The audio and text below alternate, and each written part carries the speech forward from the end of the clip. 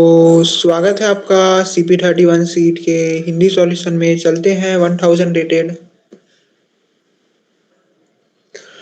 29th question. Johnny and ancient computer. Johnny has recently found an ancient broken computer.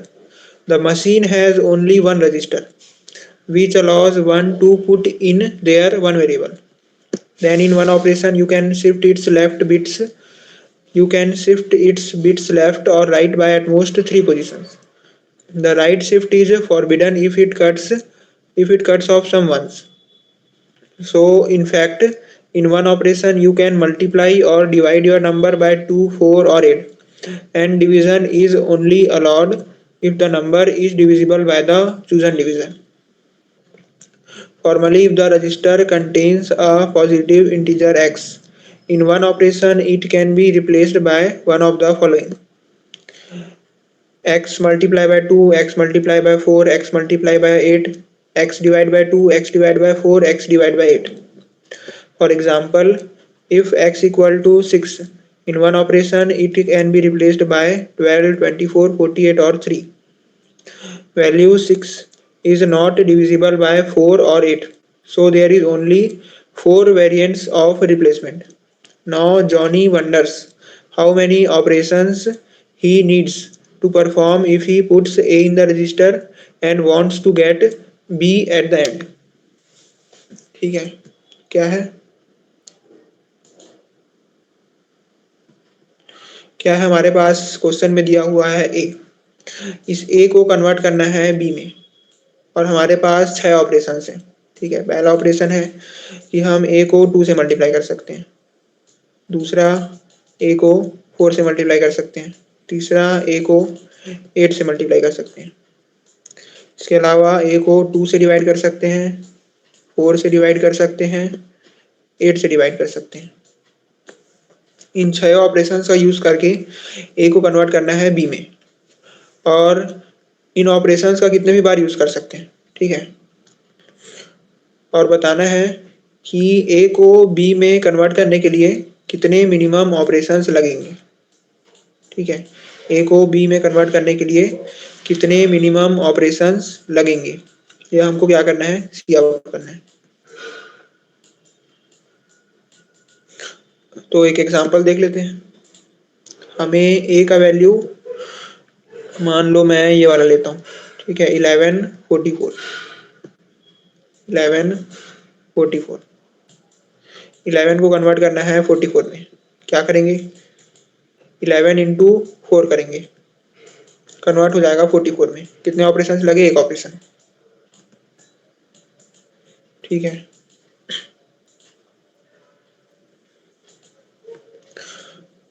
ये वाला example ले लेते हैं। 17 को कन्वर्ट करना है 21 में। 17 21 में कन्वर्ट हो सकता है कि नहीं, नहीं हो सकता, तो आंसर क्या आएगा, -1। 96 3 ले लेते हैं। 96 को कन्वर्ट करना है 3 में, तो 96 को 3 में कन्वर्ट करना है। तो 96 क्या करेंगे, 2 से डिवाइड करेंगे, ये हो जाएगा, कितना होगा, ये हो जाएगा 48। ठीक है, क्या करेंगे, 96 को एक बार डिवाइड करेंगे 8 से, ये हो जाएगा 1 2, ये हो जाएगा 12। फिर इसको डिवाइड करेंगे 4 से, तो ये हो जाएगा 3। कितने ऑपरेशंस लगे, 2 ऑपरेशन। तो इसमें क्या आएगा, सी आउट 2। ठीक है, तो समझ आ गया होगा क्या कर रहा हूं मैं। इन ऑपरेशंस का यूज करना है और ए को बी में कन्वर्ट करना है, और बताना है कि कितने मिनिमम ऑपरेशंस लगेंगे ए को बी में कन्वर्ट करने के लिए। ठीक है,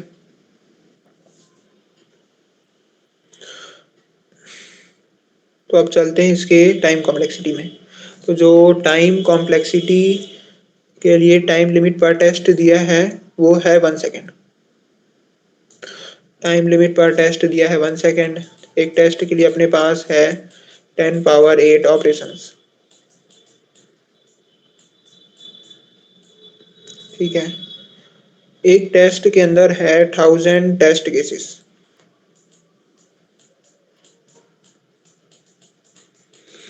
ठीक है, एक टेस्ट केस के लिए यानी अपने पास है 10 पावर 5 ऑपरेशन। ठीक है, और ए और बी का जो मैक्सिमम वैल्यू हो सकता है वो है 10 पावर 18। तो यहाँ पर हम बना सकते हैं ओ ए का, अगर बनाएंगे तो गलत हो जाएगा।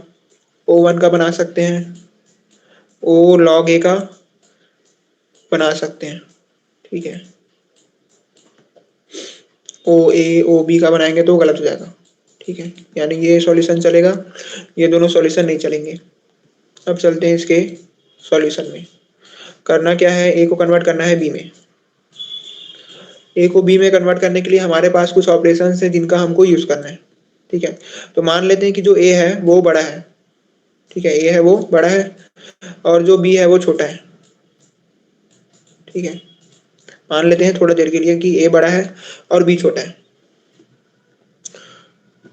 तो अब ए को कन्वर्ट करना है बी में। तो अगर ए को मैं कन्वर्ट करना चाहता हूँ बी में, तो ए के अंदर बी होना चाहिए। ठीक है, ए के अंदर क्या होना चाहिए, बी होना चाहिए। यानी ए के अंदर बी होना चाहिए और इधर बहुत सारे 2 होने चाहिए। ठीक है, क्योंकि क्या करना क्या है कि ए को मैं 2 से डिवाइड करते रहूंगा, तब तक डिवाइड करते रहूंगा जब तक ए बी में कन्वर्ट नहीं हो जाता। तो ए के अंदर सबसे पहले तो ए के अंदर जरूरी है कि बी हो। ठीक है, और बी के अलावा क्या हो, सिर्फ 2 ही 2 हो। तो क्या होगा, ए को मैं 2 से डिवाइड करना स्टार्ट करूंगा, पहली बार 2 से डिवाइड करूंगा तो ये वाला 2 कट जाएगा, दूसरी बार 2 से डिवाइड करूंगा तो ये वाला 2 कट जाएगा। ऐसे करके जितने भी 2 होंगे ए के अंदर वो सब एक एक करके कट जाएंगे, लास्ट में क्या बचेगा, बी। तब मैं बोल पाऊंगा कि मैं ए को बी में कन्वर्ट कर सकता हूँ। तो ए को बी में कन्वर्ट करने के लिए सबसे पहले जो बेसिक रिक्वायरमेंट है वो ये है कि ए का एक फैक्टर बी हो। ठीक है, मतलब ए के अंदर जो बी है वो प्रेजेंट होना चाहिए, तभी ए को बी में कन्वर्ट किया जा सकता है। तो ए के अंदर बी है कि नहीं कैसे पता चलेगा, ए को डिवाइड करके देखेंगे बी से। अगर रिमाइंडर जो है वो 0 आता है तो ए के अंदर बी प्रेजेंट है। ठीक है, मतलब ए अगर बी से डिवाइड हो जाता है तो ए के अंदर बी प्रेजेंट है, और अगर ए बी से डिवाइड नहीं हो पाता तो ए के अंदर बी प्रेजेंट नहीं है। ठीक है, यानी अगर A mod B not equal to 0 है, इसका मतलब है कि ए के अंदर बी प्रेजेंट नहीं है, इसलिए ए को बी में कन्वर्ट नहीं किया जा सकता। तो इस केस में जो आंसर आएगा वो आएगा -1। ठीक है, अब और क्या होना चाहिए। ठीक है, क्या है, ए के अंदर होना चाहिए बी, और उसके अलावा क्या होते हैं, बहुत सारे इसके और भी फैक्टर्स होते हैं।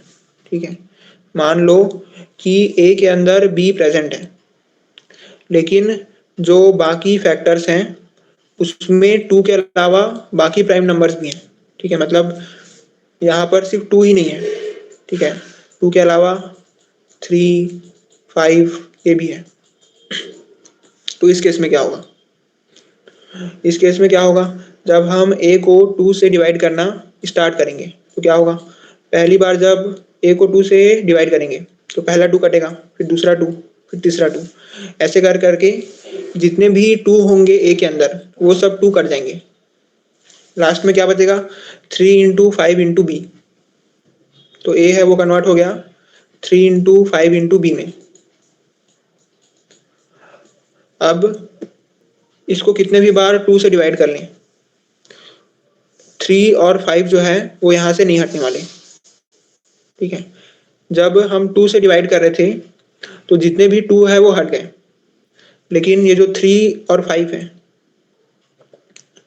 ये दोनों जो नंबर है वो कितने भी बार 2 से डिवाइड कर लो नहीं हटने वाले। तो इसलिए जब तक ये दोनों नंबर रहेंगे तब तक मैं ए को बी में कन्वर्ट नहीं कर सकता। यानी इसी के साथ दूसरा केस भी आ जाता है। ठीक है, दूसरा केस क्या है, दूसरा केस है कि अगर ए के अंदर बी प्रेजेंट है, ठीक है। पहला तो केस ये था कि ए के अंदर बी प्रेजेंट ही नहीं है, तो उस केस में आंसर -1 आ गया था कि ए को बी में कन्वर्ट नहीं किया जा सकता। अब दूसरा केस क्या है कि ए के अंदर बी प्रेजेंट तो है, लेकिन बी के अलावा बाकी जो फैक्टर्स हैं उसमें 2 के अलावा बाकी प्राइम नंबर्स भी प्रेजेंट है, ठीक है। बाकी प्राइम नंबर्स के कारण जो ए है वो बी में कन्वर्ट नहीं हो पा रहा है, जैसे यहाँ पर हुआ, ठीक है। तो इस केस में भी आंसर क्या आएगा? -1। तो क्या करेंगे, जो ए है उसको बी से डिवाइड करके देखेंगे, ठीक है। ए को बी से डिवाइड करेंगे तो क्या होगा, बाकी जो बचा हुआ फैक्टर है वो हमको मिल जाएगा। मान लेते हैं ये जो है वो x1 के बराबर है, ठीक है। तो क्या करेंगे, x1 जो है उसको a को b से डिवाइड करेंगे तो हमको x1 मिल जाएगा, यानी जो बाकी जो बचा हुआ फैक्टर है वो मिल जाएगा। अब जो x1 है इसको हम 2 से डिवाइड करते रहेंगे, ठीक है। 2 से डिवाइड करते करते अगर x1 में सिर्फ 2 ही 2 है, तो जो जब इसको 2 से डिवाइड करते रहेंगे तो लास्ट में ये 1 में कन्वर्ट हो जाएगा, ठीक है। जितने भी 2 है वो सब कट जाएंगे और ये क्या बचेगा, लास्ट में 1 बचेगा, ठीक है। और अगर x1 में 2 के अलावा भी कोई प्राइम नंबर हुआ तो वो जो प्राइम नंबर होगा वो बच जाएगा, ठीक है। यानी कि 3, 5 कुछ बच जाएगा लास्ट में, ठीक है। अगर 1 नहीं आता है, ठीक है, 1 के अलावा और कोई प्राइम नंबर अगर बच जाता है तो उस केस में आंसर क्या आ जाएगा, -1। कि क्या है कि बी को छोड़ के बाकी जो बचा हुआ फैक्टर है उसमें 2 के अलावा और भी कुछ प्राइम नंबर्स हैं, इस कारण हम ए को बी में कन्वर्ट नहीं कर पा रहे हैं, तो इसलिए यहाँ पर जो आंसर है वो -1 आ जाएगा, ठीक है। अब सब सही चल रहा है, ठीक है। अपने पास जो ए है उसमें बी है और बी के अलावा जितने भी फैक्टर्स हैं वो 2 ही 2 है, मतलब 2 के अलावा और कोई फैक्टर नहीं है। तो क्या करेंगे, ए को हम डिवाइड करते रहेंगे 2 से, ठीक है।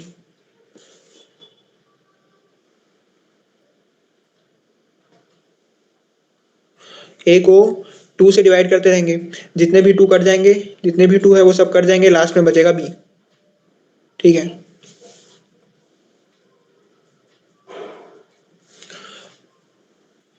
तो ए को क्या करेंगे, 2 से डिवाइड करते रहेंगे और काउंट को प्लस प्लस करते रहेंगे, ठीक है। जिससे हमको पता चलेगा कि ए के अंदर कितने 2 है। मान लो 5 2 है, ठीक है। मान लो कि 6 2 है, 2 के अंदर जो ए के अंदर 6 2s है, तो कितने ऑपरेशंस करने पड़ेंगे, 2 ऑपरेशन, ठीक है। एक बार में स्टार्टिंग के जो 3 2 है वो कट जाएंगे, ठीक है। क्या है, ए के अंदर 6 2s है, तो जब पहली बार ऑपरेशन परफॉर्म करेंगे तो ये सभी 2 कट जाएंगे, ठीक है। स्टार्टिंग के 3 2 जो है वो कट जाएंगे। उसके बाद जब दूसरी बार ऑपरेशन परफॉर्म करेंगे तो लास्ट के जो 3 2 है वो कट जाएंगे, यानी कितने ऑपरेशन परफॉर्म करने पड़ेंगे, कैसे पता चलेगा, 6/3, ठीक है। मान लो ए के अंदर 7 2s होते तो क्या होता,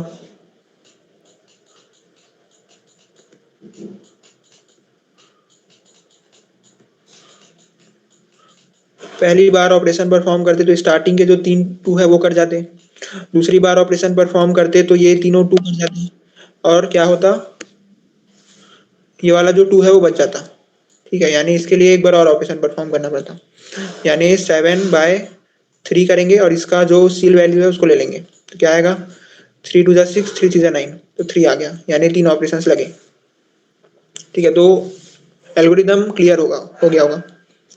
सबसे पहले चेक करेंगे कि उसमें बी प्रेजेंट है कि नहीं, अगर बी प्रेजेंट नहीं है तो डायरेक्ट ही आंसर -1 आ गया, ठीक है। दूसरी बार ये वाला कंडीशन चेक करेंगे कि बी के अलावा जो बाकी फैक्टर्स हैं वो सिर्फ 2 ही होने चाहिए, अगर 2 के अलावा और कुछ फैक्टर है तो -1 आंसर आ जाएगा, ठीक है। अगर सब सही चल रहा है तो 2 का जो काउंट है उसको देखेंगे, ठीक है, कि ए के अंदर कितने 2 प्रेजेंट है। अब उसके हिसाब से जो भी काउंट आएगा उसको 3 से डिवाइड करके मॉड निकाल लेंगे, ठीक है, जो भी काउंट आएगा उसको 3 से डिवाइड करके मॉड निकाल लेंगे, तो ये होगा अपना आंसर। ठीक है, देख लेते हैं इसका कोड। ये रहा इसका कोड। सबसे पहले चेक किए, ठीक है, तो उससे पहले एक और चीज़ है, वो क्या चीज़ है, इसमें मैं क्या माना स्टार्टिंग में कि जो ए है वो बड़ा है और जो बी है वो छोटा है। ठीक है, अब एक बात बताओ कि अगर ए को बी में कन्वर्ट किया जा सकता है, ठीक है, अगर ए को बी में कन्वर्ट किया जा सकता है तो बी को भी ए में कन्वर्ट किया जा सकता है कि नहीं किया जा सकता? तो आंसर है यस। अगर ए को बी में कन्वर्ट किया जा सकता है तो बी को भी ए में कन्वर्ट किया जा सकता है। ठीक है, ऐसे 10 और 5 ले लेते हैं। 10 को 5 में कन्वर्ट किया जा सकता है, 5 को भी 10 में कन्वर्ट किया जा सकता है। ठीक है, अब दूसरा सवाल ये है कि अगर ए को बी में कन्वर्ट करने के लिए 2 ऑपरेशन लग रहे हैं तो बी को ए में कन्वर्ट करने के लिए कितने ऑपरेशन लगेंगे? तो आंसर है 2। ठीक है, आंसर है 2, यानी जितने ऑपरेशन ए को बी में कन्वर्ट करने के लिए लगते हैं उतने ही ऑपरेशंस बी को ए में कन्वर्ट करने के लिए भी लगते हैं। ठीक है, तो मैं ए को बी में कन्वर्ट करने के लिए कितने ऑपरेशन लगेंगे निकालूं, चाहे बी को ए में कन्वर्ट करने के लिए कितने ऑपरेशन लगेंगे वो निकालूं। दोनों ही केसेस में नंबर ऑफ ऑपरेशन सेम ही आएंगे। मतलब क्या करूंगा मैं कि ए और बी दोनों में से जो भी मैक्सिमम होगा उसको मैं मिनिमम में कन्वर्ट करूंगा। ठीक, ठीक है, तो ये हो गया इसका सॉल्यूशन। अब चलते हैं इसके कोड में।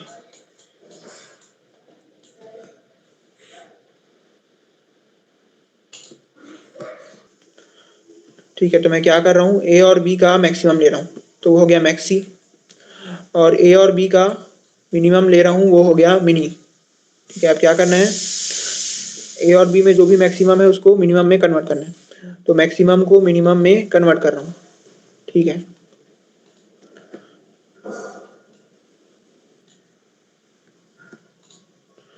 और चेक कर रहा हूँ। ठीक है, मान लो कि इसको ए बी ही मान लो। ठीक है, अभी के लिए जो मैक्सी है उसका मतलब मान लो कि ए है और जो मिनी है उसका मतलब मान लो कि बी है। ठीक है, तो क्या होना चाहिए, ए के अंदर बी प्रेजेंट होना चाहिए। अगर ए के अंदर बी प्रेजेंट नहीं है तो आंसर आएगा -1। तो यहाँ पर वही चीज चेक कर रहा हूँ। ठीक है, अब अगर ए के अंदर बी प्रेजेंट है तो बाकी जो फैक्टर्स है उसमें सिर्फ 2 ही होने चाहिए, 2 के अलावा और कोई फैक्टर नहीं होना चाहिए। अगर और कोई फैक्टर है तो उस केस में भी आंसर -1 आएगा। उसको चेक करने के लिए क्या करना पड़ेगा, जो बचा हुआ फैक्टर है, ठीक है, उसको 2 से डिवाइड कर करके देखना पड़ेगा। ठीक है, तो 2 से डिवाइड कर करके देख रहे हैं। अगर 2 के अलावा, मतलब 2 से अगर डिवाइड नहीं होता है, ठीक है, अगर 3 5 ऐसा कुछ होगा तो वो 2 से डिवाइड नहीं होगा। तो उस केस में क्या करना है, फ्लैग को फॉल्स करके ब्रेक कर देना है, और उस केस में क्या आंसर आएगा, -1। ठीक है, और अगर सब सही चल रहा है तो क्या करना है, ये काउंट करना है कि कितने 2 है ए के अंदर। जितने भी 2 है उसको 3 से डिवाइड करके उसका सील वैल्यू ले लेना है। ठीक है, क्या करना है, काउंट को 3 से डिवाइड करके उसका सील वैल्यू ले लेना है। ठीक है, तो जो सील वैल्यू है उसका एक रूल होता है। ठीक है, क्या रूल होता है कि काउंट डिवाइड बाय 3 है। इसको हम लोग ऐसे भी लिख सकते हैं, कैसे लिख सकते हैं, काउंट प्लस 3 -1। ठीक है, डिनोमिनेटर में जो भी रहता है -1 करते हैं। ठीक है, ये हो गया ऐसा। ये दोनों जो है वो इक्विवेलेंट है, तो वही किया हूँ यहाँ पर, x प्लस 3 -1 हो गया 2 और ये अपॉन में 3। ठीक है, ये जो है वो सील वैल्यू दिखा रहा है, सील वैल्यू। ठीक है, अब इसका टाइम कॉम्प्लेक्सिटी क्या है। ठीक है, इसका टाइम कॉम्प्लेक्सिटी क्या है, टाइम कॉम्प्लेक्सिटी इसका है, हम लोग क्या कर रहे हैं, ये वाला जो लूप है ये जो नंबर है उसको 2 से डिवाइड करते जा रहा है, ठीक है। तो 2 से डिवाइड करते जा रहा है, मैक्सिमम कितने बार ये नंबर को 2 से डिवाइड कर पाएगा, ठीक है। जो नंबर है वो कितने बार 2 से डिवाइड हो सकते हैं। तो यहाँ पर जो हमको लिमिट दिया हुआ है, ठीक है, हमको जो यहाँ पर लिमिट दिया हुआ है वो है 10 पावर 18, यानी जो 10 पावर 18 है उसको 64 बिट्स में 64 बिट में आ सकता है ये नंबर, ठीक है। तो यानी अगर 64 बिट का यूज हो रहा है तो मैक्सिमम 64 टाइम्स उसको 2 से डिवाइड किया जा सकता है, यानी ये जो लूप है वो मैक्सिमम कितने बार चलेगा, 64 टाइम्स, ठीक है। तो यानी जो अपना सॉल्यूशन है वो है O64 का, ठीक है। यानी जो इसको हम लोग बोल सकते हैं कांस्टेंट टाइम, और स्पेस कॉम्प्लेक्सिटी क्या है O1, ठीक है। Thank you.